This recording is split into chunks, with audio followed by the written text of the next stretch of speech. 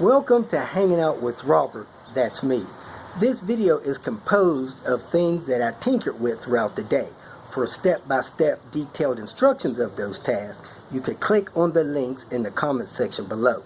This video should contain tips and tricks of things that I've learned throughout the year. Now, I only plan on leaving this video posted for about 30 days. I hope you enjoy it. Thank you very much for watching. Okay, what I'm doing now is taking the computer box apart so I could disconnect the harness and drop that with the engine. I'm taking everything that's attached to the radiator and intercooler apart so all that stuff could drop down away from it. I moved the throttle body assembly. I could have just undid the cable and put the cable over to the side, but I'm going to strip this intake manifold and paint it. So I went on ahead and disconnected it. Your computer box out, you take the two computers out, you undo that screw here, you move your coolant line thing from there, and lift this off of here. It's got a tab on the bottom, I think. Let me get this off of here. I had a tab here, a tab down there, and maybe one on the back to get that computer box cap off, one down there. Pull the connection up, then you get down to that plug, unplug that. Now that the battery tray is up out of the way, I can remove the linkage from the transmission, and then I remove the two ground wires up here.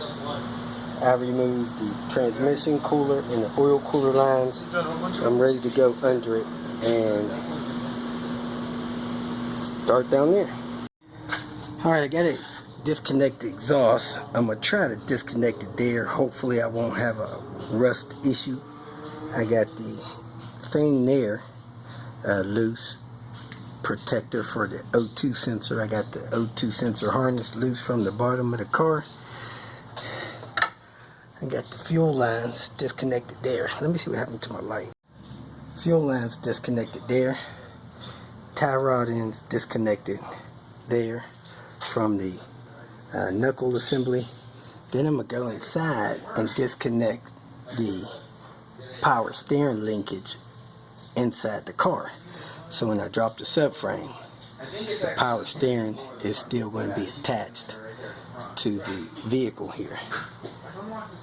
So let me get the vehicle lowered, vacuum the AC out, and disconnect this power steering linkage. It looks like the linkage there. Heck, I don't even have to remove the lower panel to get at it. So let me pull that bolt out. I got that out. I'm going to pry it open just a little bit with a flat tip screwdriver and leave it at that. I remember this engine locked up on me while I was driving, and we just tried to roll it backwards and forward, and it is locked up. Which means the only way we're going to get our torque converter from between here, because we need the torque converter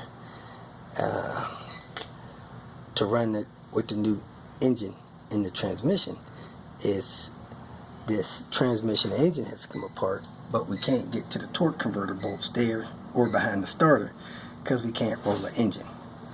So we're going to have to take the oil pan off, break the engine free, and then roll it, take those torque converter bolts loose, and then finish pulling the engine out. This video I'm going to show you how to remove an oil pan from a Volvo 850. Will probably be same with other Volvos, except for this one does not have a oil cooler on the back of it. What you want to do is remove the two bolts that go into the transmission. They're 14 millimeter. Then remove all the 10 millimeters across the back side, the front side, the driver's side, and the passenger side. The ones on the driver's side are longer. There's 4 of them.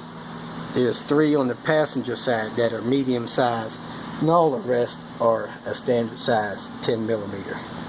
Next, you remove the T40s out of the oil cooler if the vehicle is turbo, because the lines cover one of the corner bolts. So once you got those 2 bolts loose, you can wiggle that loose and access that other bolt up there, unless that bracket stops you. pulled the bracket bolt from the oil cooler lines, but to get that you got to pull that 14mm loose from the bottom of the AC compressor. Then you hit it with a real long extension that way, and you can get that out. That's probably the only way you can get it back in. It's the toughest screw Volvo has, I believe. Anyway, we got all the screws out of the pan. Now we need to get the power steering lines out of the way. So I had to remove the two 14mm out of this torque mount, and as you can see, that torque mount was totally torn through. That needs to be replaced. And I'm going to go ahead and remove that 12 there, T25 there, and this bolt back here, and that one, actually that one there, so I can get these lines loose. They have to be pushed out of the way so you can get the oil pan down and out from the subframe over here. Your oil pan pickup is kind of deep, so you got to get the pan to drop quite a bit. So you got to make sure you don't get hung up on the subframe over here. Get this bracket screw loose there, and we took the transmission torque mount out, and one of those bolts broke, so I'm gonna order a new one of those. And we got Tony on the drill trying to get that screw out of that bracket. Our bits are worse than rust. We just knocked the pan loose. Let's show them that tool, little spreader tool in there, and we heard something fall down in the pan. So Tony's going to hold these lines over toward the driver's side a little bit, and I'm going to bring the pan down. Hold on. We got this side clear, but this side here is catching on the pan. You got that corner there with that.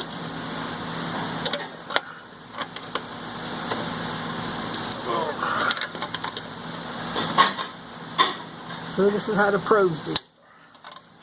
Bend that corner down, and hopefully the pan will drop down enough to clear that. Had a vacuum line, fuel vacuum line there, part of your purge valve system,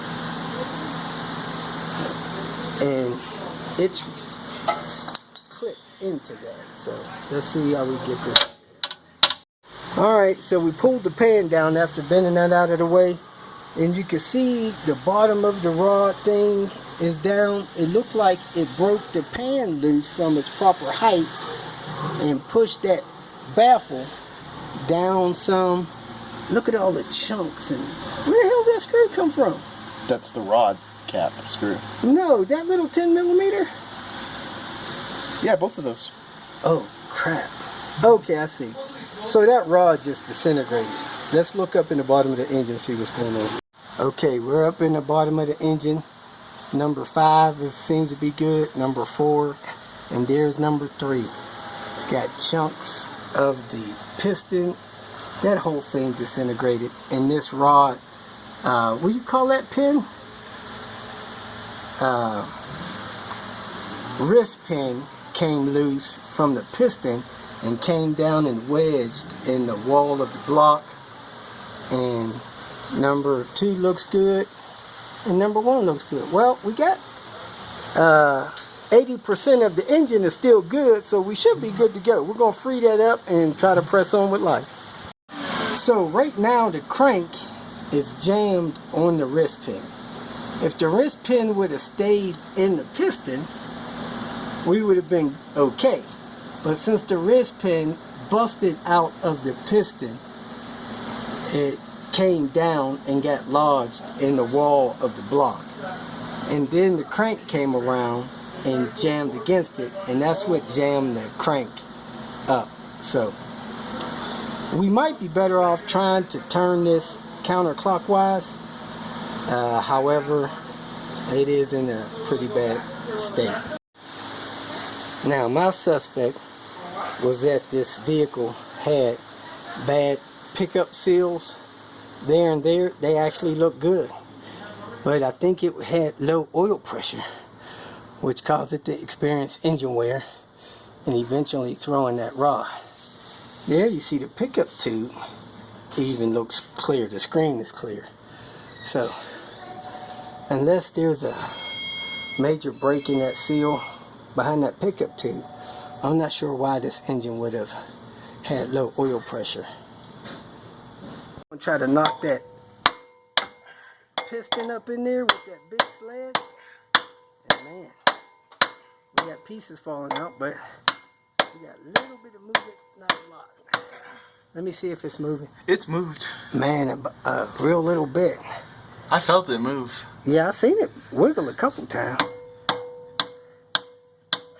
We gotta get that out of the way of the crank. Movement on the crank. Right, we beat this up with a sledge and hit it with an air hammer. It's nice and loose. So now we gotta get these flywheel bolts. So, oh, this is awesome. Since we got the oil pan out of the way, we got a clear shot to 2 of them at a time. Well, this is what happened. It bent the rod, busted all of the, man, what do you call the piece that goes around the crank, the cap, busted the top of the piston up where the wrist pin came out of the piston. So this could be a result of too much boost, but you know, this thing didn't have an oil pressure light. I just think it ran out of oil pressure, spun a bearing, and then eventually got jammed up and locked up. Getting the last flywheel bolt loose, and then we can get this engine the rest of the way out.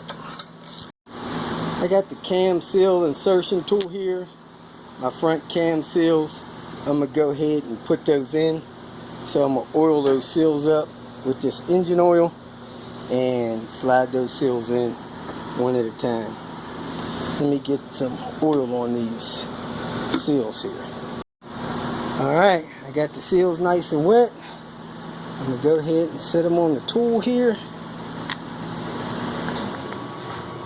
Look like I'm going to have to use 2 hands to do that. Hold on. Alright, I got the seal on the tool. Sliding it over the shaft.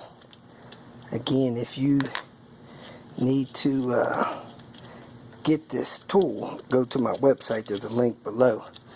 This stops that spring from getting tossed off of that seal while you slide it onto the shaft into the head. So I'm going to go ahead and push this in till it stops.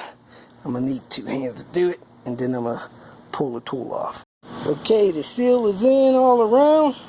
I'm going to go ahead and twist and pull the tool out.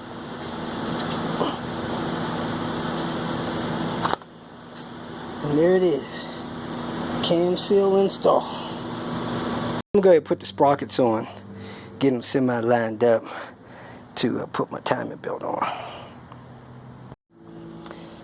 This water pump has probably only been on there about 20 or 30,000 miles, so I'm not going to replace it. I was thinking about replacing it. I'm going to check this tensioner. The idler is fine. I think this belt probably had less than 20,000 miles on it, so I'm going to reuse it. I was going to replace it. I'm just going to reuse it. There's a mark there and a mark there. Since these are NA cams, I'm going to go get an alignment instrument that I made to align the cams according to the best performance mode for the NA cams. Let me go grab that, because I'll have to disconnect the locking tool on the back and adjust it, and then I'm going to put the cams on the mark and secure them with the timing belt on there. So every time you install the timing belt with the marks on properly, the cams will be aligned within the inner workings of the head to give it the performance. Hope that makes sense to you. Here we have a 06 S60 R. It was actually salvaged and sold at an auction, I believe. I'm not 100% sure. Somebody put some aftermarket wheels on there. As you see, it has the R calipers, and it's got that awesome blue interior. Look at that stuff. Beautiful. Leather dash.